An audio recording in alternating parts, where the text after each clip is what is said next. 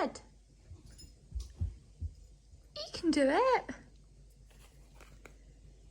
You can.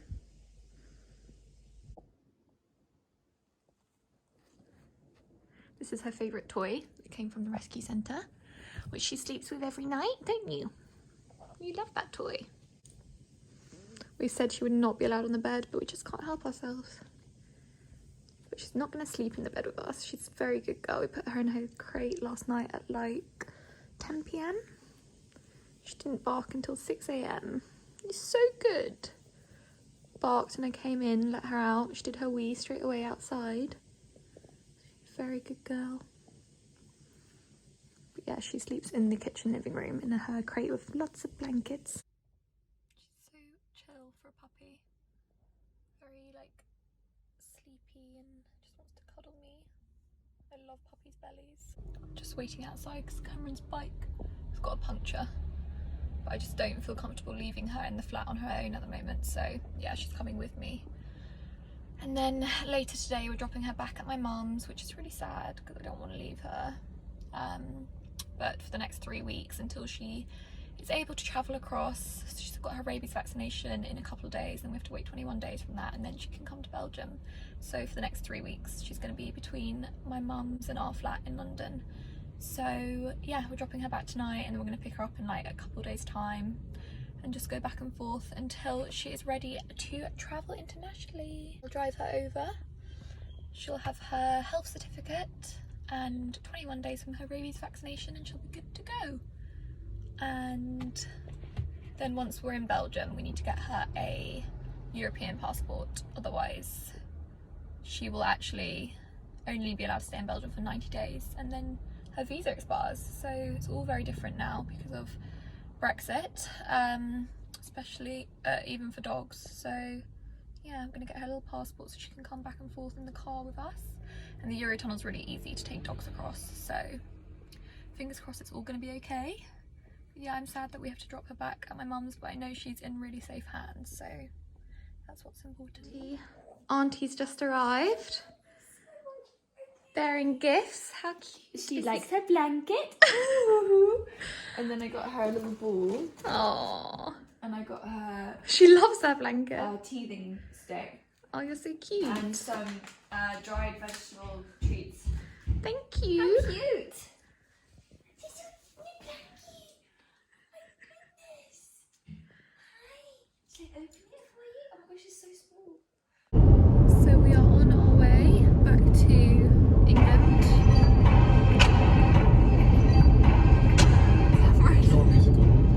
Well, it's quite loud. Cameron's designated driver for this half, and I'm going to drive once we get to England. We're on our way to pick up Kiki. Yay! Yay! Who's with my mum. So I'm so excited to see her because it's been about 4 days of us being apart. Miss her so much. But yeah, very excited to be reunited with our girl and take her back to London and spend the weekend with her. She hasn't got diarrhea anymore. No diarrheas anymore, but my mum said she keeps eating her poo, which is apparently a puppy thing. I'm hoping she grows out of that because that's quite gross, especially as she likes to give us kisses. What was the other thing she said? Oh yeah, she said that she's very intelligent. When my mum tries to put her in her crate to go to sleep, she becomes like a dead weight, won't move. So she's already learning little tricks. Do you eat your own poo as well? Yeah. We're both very similar in that way. Cameron has reminded me and thinks I should tell you guys that yesterday we went to David Lloyd in Antwerp, and it was a really hot day, and I was lying in my bikini sunbathing, about to go do my lengths, and a bird shat on my chest. It was absolutely awful. Like, on my chest, went in my mouth, a bit on my chin. Where else? Your hair. No, you kept saying in my hair, but I don't know if it was or not. I don't think so. It was disgusting. Apparently it's good luck, but I was so upset. So yeah, there's a lot of poo-related content. Disgusting. Stop it. Leave her alone. She's trying to sleep. I just want to sleep with you tonight. Cameron would rather sleep with her than with me now. God, She doesn't snore. I don't snore. Yeah. Look at her. Move your arm. Hey. She's conked out for the night. Good night. Night night. Picked up the girl. She just collapses and falls asleep when she gets in our arms. Hello, girl. It's like boring company. Very hairy. You guys have got matching hair. Morning cuddles with my girl. Cameron's watching some annoying like boxing thing. It's very loud. She's very cute. Hello. Dingy. You're very good.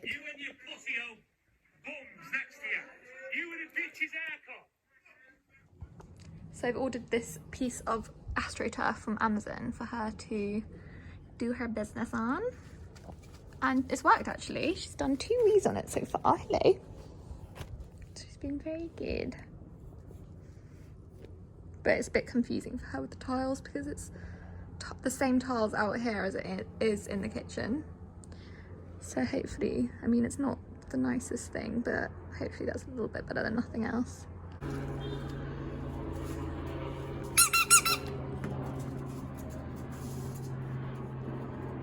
She's so good. Can I have it?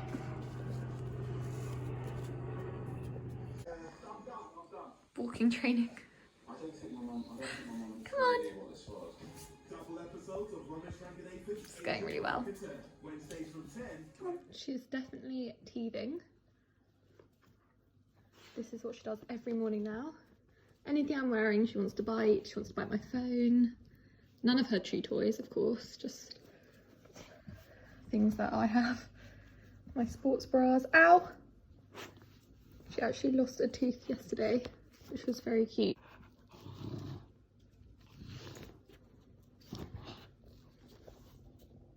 Can we stop now? Can I finish my breakfast? Ow!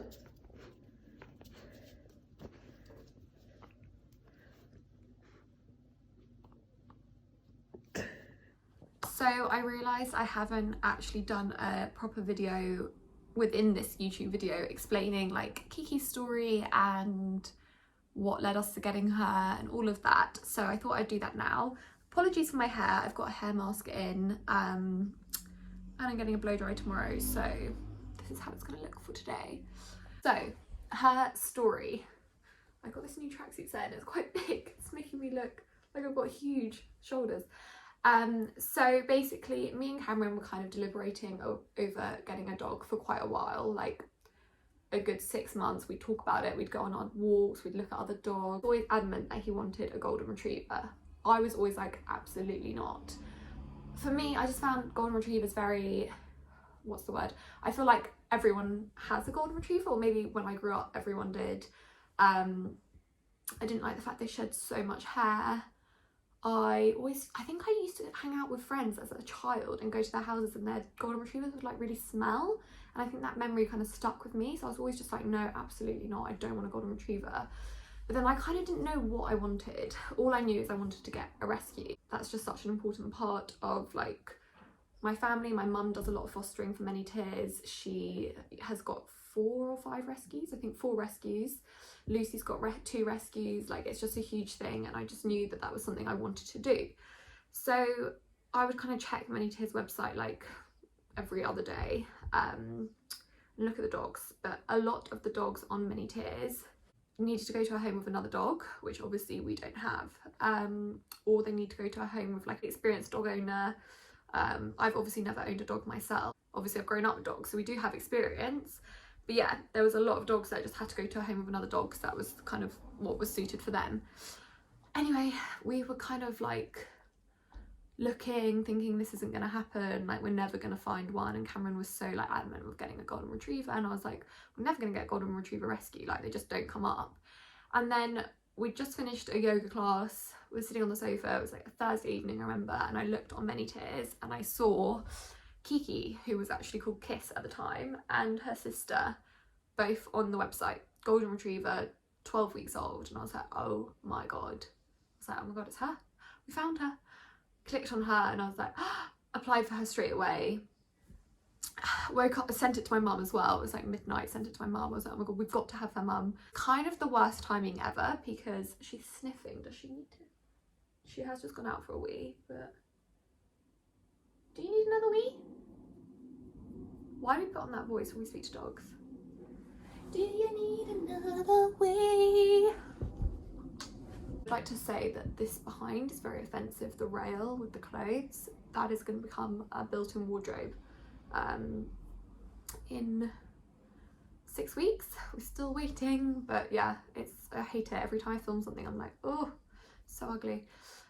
Anyway, so the next day, yeah, it was pretty much the worst timing because I was about to go away with filming to the Lake District and Cameron was about to go back to Belgium, so I was like, this is not ideal, but I also knew I couldn't pass up the opportunity because I knew she would get taken so quickly, and I also knew I wouldn't find another girl like her anytime soon.